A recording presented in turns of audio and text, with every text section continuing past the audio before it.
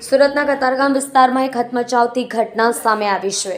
રાત્રે સૂતેલી પ્રેમિકા પર પેટ્રોલ છાંટીને પ્રેમીએ જીવતી સળગાવી દીધી હતી। ત્યારબાદ મહિલાને હોસ્પિટલ ખાતે સારવાર અર્થે ખસેડવામાં આવી હતી, જ્યાં તેનું ટૂંકી સારવાર દરમિયાન મોત નીપજ્યું હતું।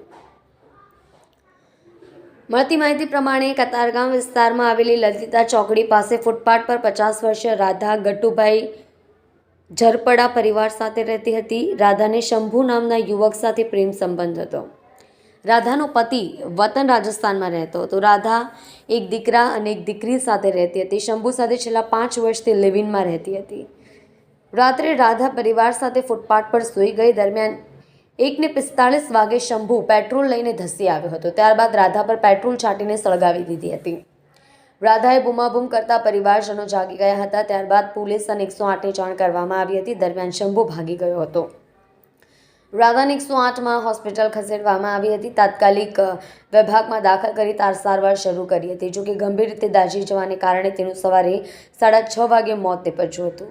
માતાના મોતને પગલે પરિવાર શોકનો માહોલ છવાઈ ગયો હતો।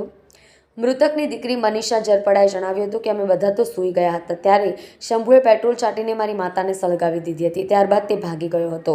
અમે પોલીસ બોલાવી મારી માતાને હોસ્પિટલ ખસેડ્યા બાદ મૃત જાહેર કરી હતી। વધુમાં જણાવ્યું હતું, મારા પિતા વતનમાં ખેતી કામ કરે છે, અમે માતા સાથે અહીં રહીને કડિયા કામ કરી ગુજરાન ચલાવીએ છીએ। શંભુ મારી માતા પર શંકા કરતો હતો કે તે કોઈ અન્ય સાથે પણ વાત કરી રહી છે। આ જ વહેમમાં તેણે પેટ્રોલ છાંટીને સળગાવી દીધી હતી। એસીપી એલબી ઝાલાએ જણાવ્યું હતું કે મરણ જનાર આરોપી વચ્ચે 8 વર્ષથી પ્રેમ સંબંધ હતો। 2 દિવસ પહેલાં રાધાના કોઈ અન્ય સાથે આડા સંબંધ હોવાની આશંકામાં ઝઘડો પણ થયો હતો, જેથી ઉશ્કેરાઈને રાતમાં આરોપીએ પગલું ભરી લીધું હોવાની શંકા છે। આરોપીને ઝડપી પાડી વધુ કાર્યવાહી હાથ ધરવામાં આવી છે।